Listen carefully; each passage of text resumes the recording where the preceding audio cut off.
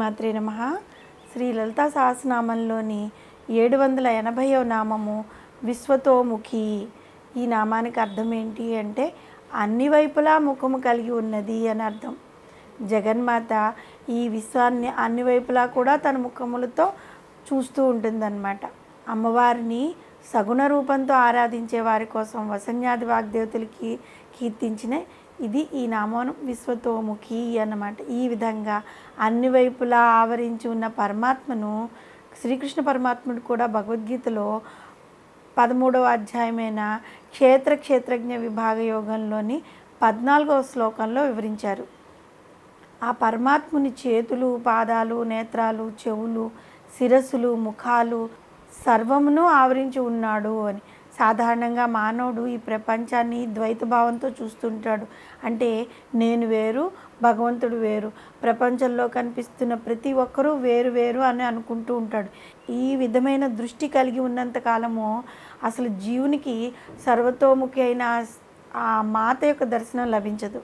ఆ విధంగా కాకుండా అద్వైత భావంతో అహం బ్రహ్మాస్మి, నేనే పరమాత్మను, ఆయనకి నాకు భేదం లేదు అనే భావనతో మానవుడు చూడగలిగితే అతడు చూసే ప్రతి వ్యక్తిలోనూ ప్రతి వస్తువులోనూ అతడికి జగన్మాత దర్శనమిస్తుంది.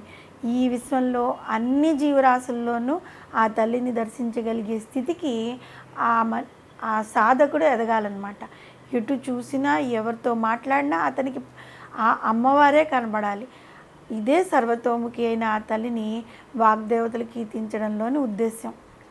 వేదాలు ఆ తల్లిని అంతటా అన్ని వైపులా నేత్రాలు, ముఖాలు ఉన్నాయి అని వివరించాయి కదా. ఉపాసకులు ఎక్కడ ధ్యానింపడానికి చూసినా, అంటే ఎటువైపు ధ్యానించినా సరే ఆ రూపంని మన మనసులో కలిగించుకుంటున్నారో అక్కడ ఆ దేవి ఆవిర్భవిస్తూ ఉంటుంది. అంటే ఎటువైపు కూర్చుని ధ్యానించినప్పటికీ కూడా అక్కడ అమ్మవారు ఆవిర్భవిస్తూ ఉంటారనమాట. కాబట్టి ఎక్కడ చూసినా అక్కడ అమ్మవారి యొక్క చేతులు, పాదాలు, శిరస్సులు, ముఖములు కలిగి ఉంది కదా. అదేవిధంగా సేవించే భక్తులు ఎక్కడ ఏ దిక్కును ఎట్లు ధ్యానిస్తే వారికి ఆ దిశ వైపు ముఖం ఉన్న అమ్మవారు ఉన్నట్లుగా మనం భావన చేయాలి. ఈ విషయంలో ఒక కథ కూడా ఉంది. అతి భక్తిపరాయణుడైన శివభక్తుడున్నాడు. శివభక్తురాలైన అవ్వయ్యార్ అనే ఒక ఆవిడ కైలాసానికి వెళ్ళిందిట. చాలా పెద్ద ఆవిడ కదా, కాళ్ళు జాపుకుని కూర్చుందట. కూర్చుంటే అది చూసిన అక్కడున్న ప్రమదగణాలు గబగబా వచ్చేసి అవ్వ ఏంటి ఎదురుకుండా ఈశ్వరుడు ఉంటే ఆయన వైపు కాళ్ళు జాపుకుని కూర్చున్నావు, వేరే వైపుకు తిరుగు అని గట్టిగా ఆ ప్రమదగణాలు గద్దించారట. అప్పుడు అవ్వయ్యారు అందిట వారితో, నాయన నేను కదలలేను, మీరే ఈశ్వరుని లేపి వేరే వైపుకు కూర్చోమని చెప్పండి అని చెప్పిందిట. అంటే లేదు నీవే నీ కాళ్ళని జరుపుకో అని చెప్పారట. నీ కాళ్ళని త్రిప్పి కూర్చో అంటే నేను కదలలేనని చెప్పాను కదా అంటే వాళ్ళే బలవంతంగా ఆ కాళ్ళు తిప్పి వేరే వైపు కూర్చోబెట్టారు. అప్పుడు ఆమె కాళ్ళను వేరే వైపుకి తిప్పారు కదా. తీరా ఈ ప్రమదగణాలు లేచి చూసేటప్పటికి శివుడు మళ్ళీ ఆ కాళ్ళకి ఎదురుకుండా శివుడు ఉన్నట్ట. అంటే ఆమె యొక్క కాళ్ళు ఎటువైపు తిప్పితే అటువైపే శివుడు కనబడుతున్నాడు. ఇదే సర్వతోముఖి అన్న నామానికి అర్థం అన్నమాట. ఎటువైపు చూసినా అటువైపు మనకి భగవంతుడు కనిపించే భావన మనం చేయగలగాలి. పరమాత్మ యొక్క సర్వతోముఖమైన స్వరూపమును అర్జునుడు దర్శించిన విధానం కూడా భగవద్గీతలో విశ్వరూప దర్శన యోగంలో 40వ శ్లోకంలో వివరించారు. అనంత సామర్థ్యం కలవాడా, నీకు ఎదురుగా ఉండి వెనకుండి నమస్కరిస్తున్నాను.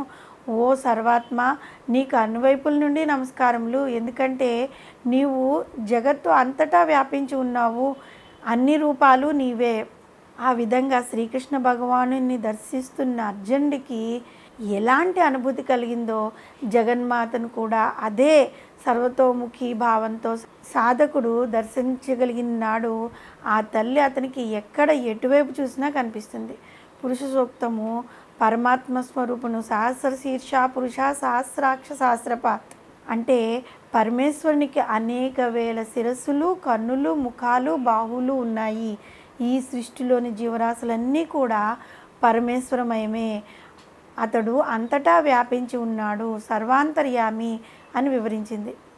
ఈ సమస్త విశ్వంలోని జీవరాశులన్నిటిలోనూ పరమేశ్వరుని దర్శించగలిగిన సాధకునికి తన భక్తులు తనను ఏ వైపు నుండి పిలుస్తారా అని విప్పారిన నేత్రాలతో ఎదురు చూస్తూ ఏ ప్రదేశంలోనైనా ఎప్పుడైనా తలుచుకున్న వెంటనే అక్కడికప్పుడే అమ్మవారు దర్శనమిస్తుంది.